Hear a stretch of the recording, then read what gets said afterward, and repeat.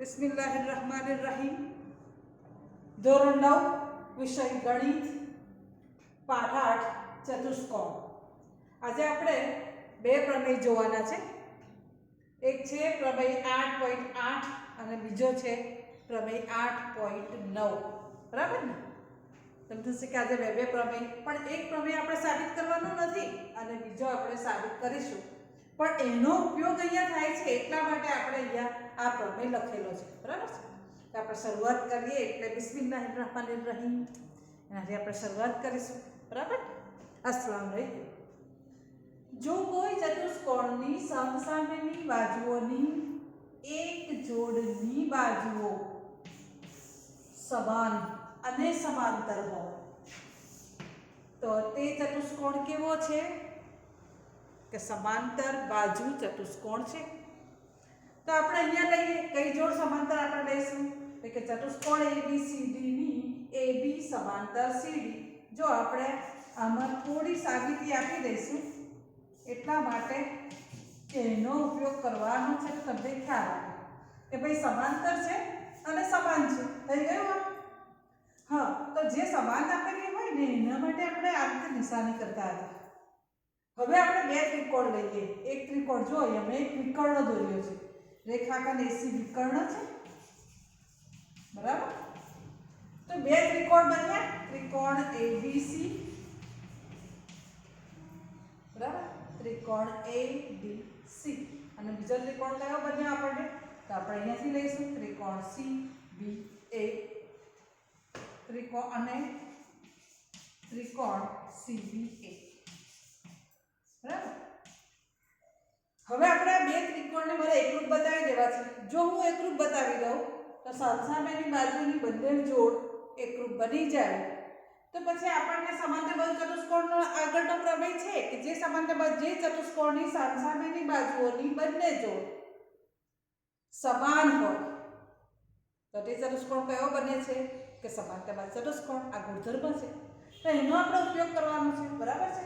તો એનો ઉપયોગ કરવા માટે પહેલા તો આપણે લઈએ કે હું જે છે આપણે બે ઉપરનો ત્રિકોણ જે લીધેલો છે એનો હું આ ખૂણાને 1 નંબર આપું અને અહીંયા હું નામ આપી દઈશ 2.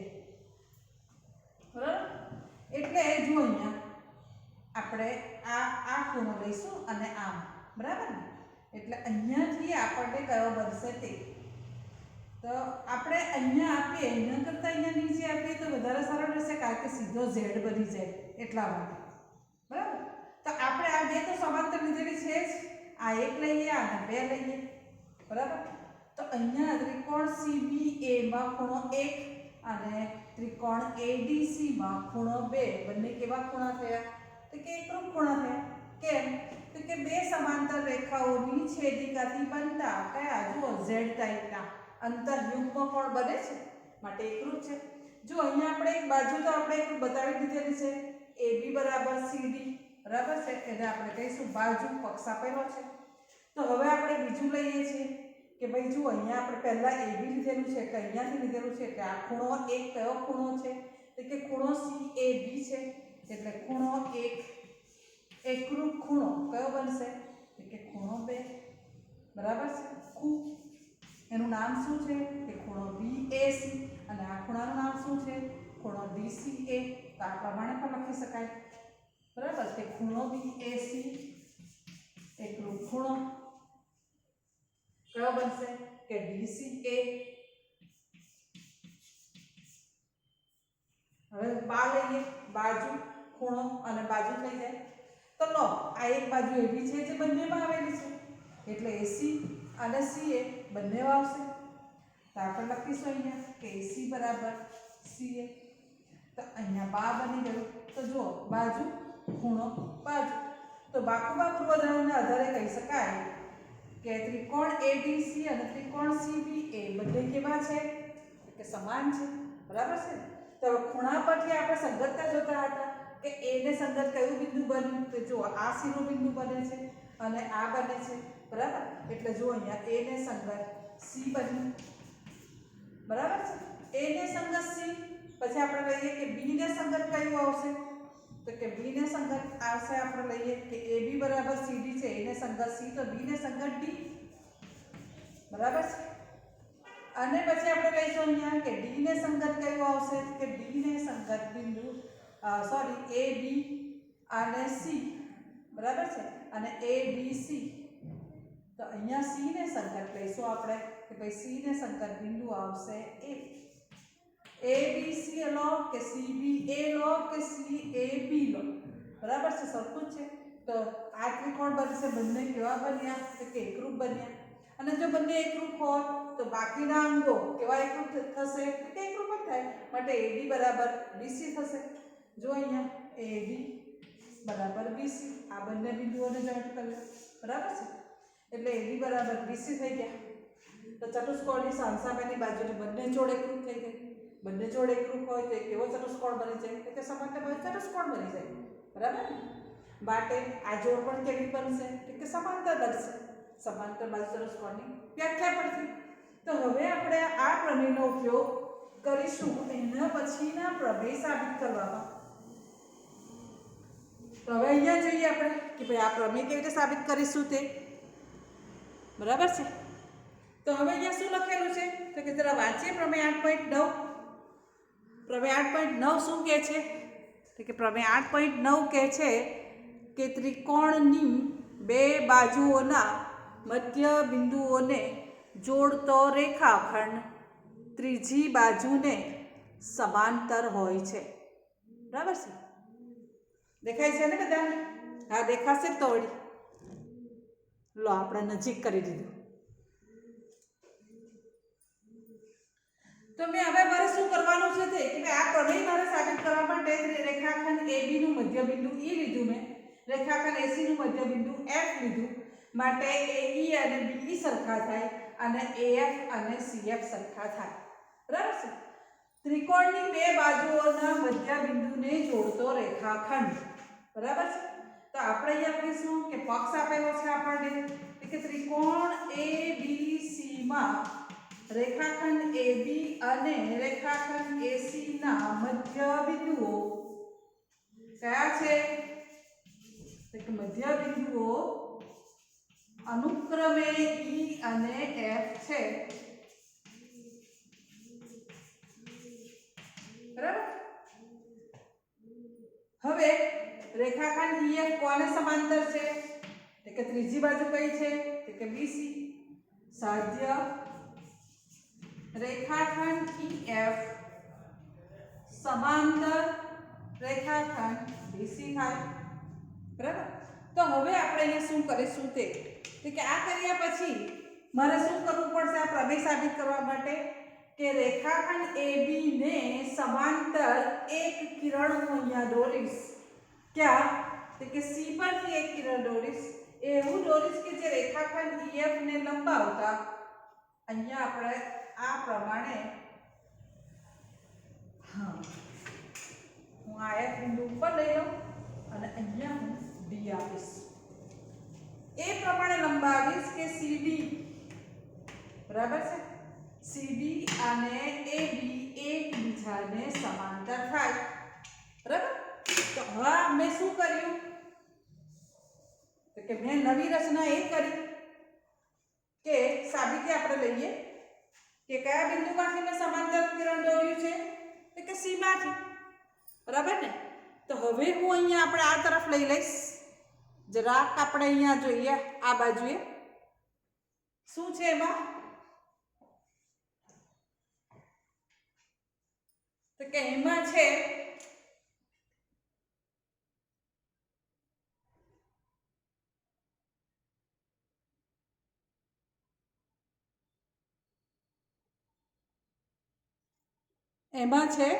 શું છે તો કે એમાં આપણે એ લેવાનું છે કે આ રેખાખંડ BC અને EF ને જો સમાંતર લેવા હોય તો હું રેખાખંડ AB ને સમાંતર રેખાખંડ CD લઈશ.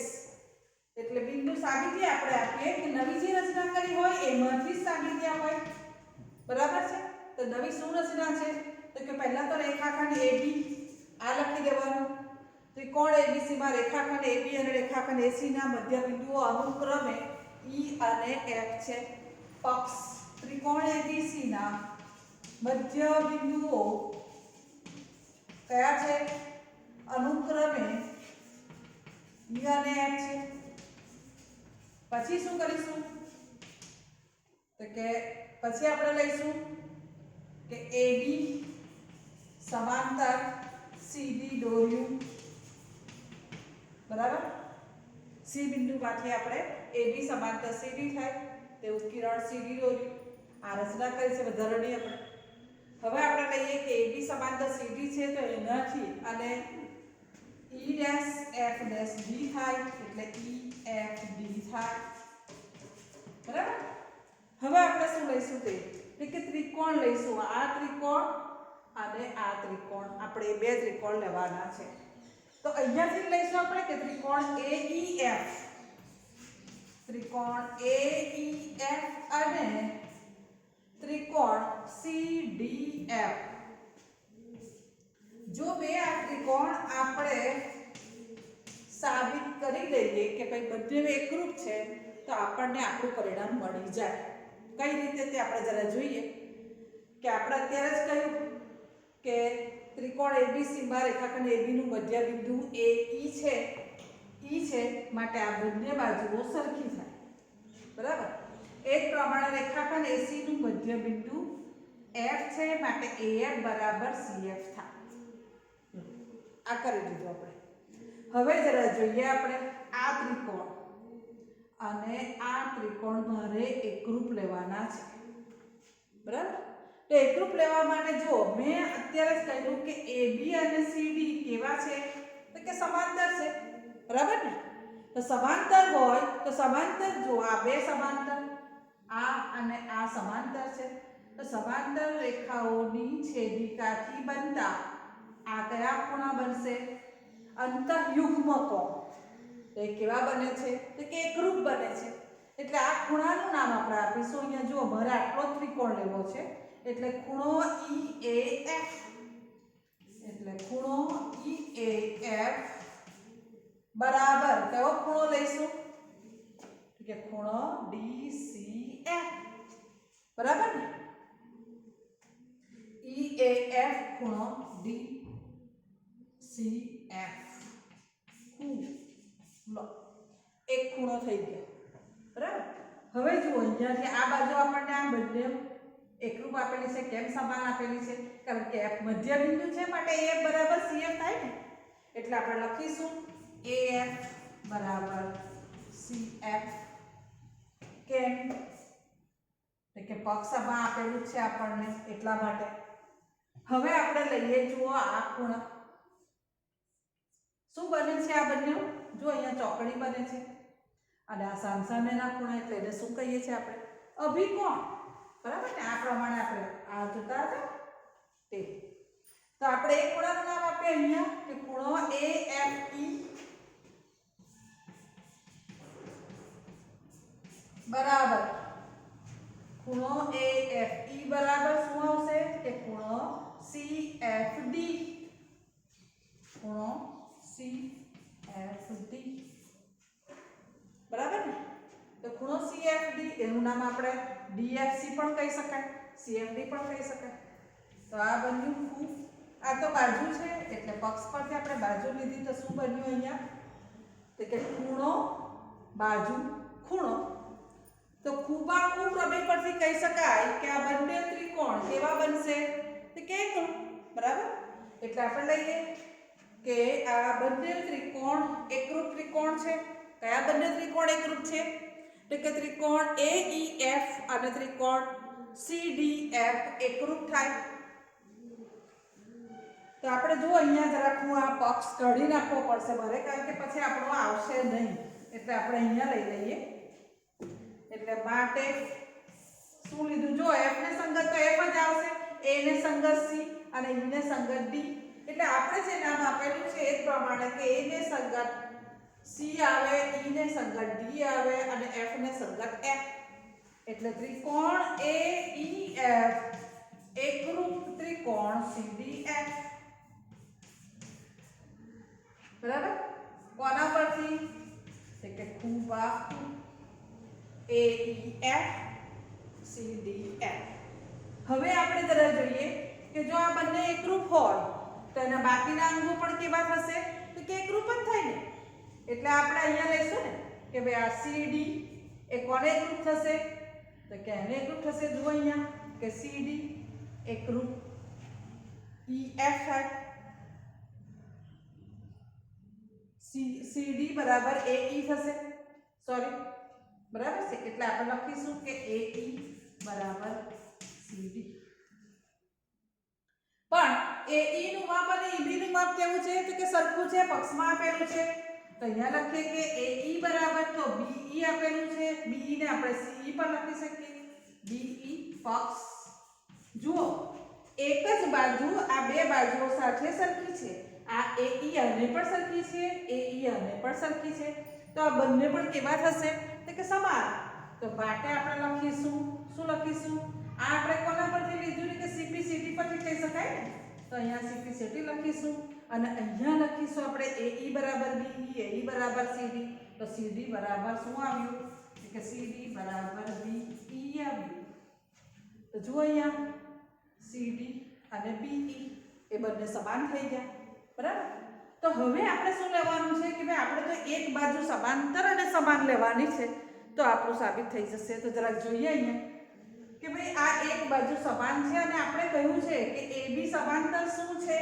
તો કે આ રહ્યું AB સમાંતર CD છે જો AB સમાંતર CD હોય તો EB પણ કોને સમાંતર થશે તો કે DC ને કેમ કે EB કોનો ભાગ છે તો કે AB નો એટલે આપણે લઈશું અહીંયા કે AB સમાંતર CD માટે કોણ સમાંતર થશે તો કે BE સમાંતર થશે બરાબર છે તો માટે આપણે લખીશું કે BE સમાંતર CD બરાબર છે તો હવે આપણને મળી ગયું કે માટે BE સમાંતર CD તો જરા જુઓ અહીંયા કે CD અને BE એકરૂપ છે અને CD અને BE કેવા છે તો કે સમાંતર છે તો જુઓ અહીંયા આ પ્રમેય 8.8 ની વાત કરતા હતા કે ચતુષ્કોણની સામસામેની બાજુઓની એક જોડ સમાંતર અને એકરૂપ હોય તો એ કેવો ચતુષ્કોણ થશે તો કે સમાંતર બાજુ ચતુષ્કોણ થશે તો આપણે હવે અહીંયા આગળ લખીશું કે માટે ચતુષ્કોણ EBCD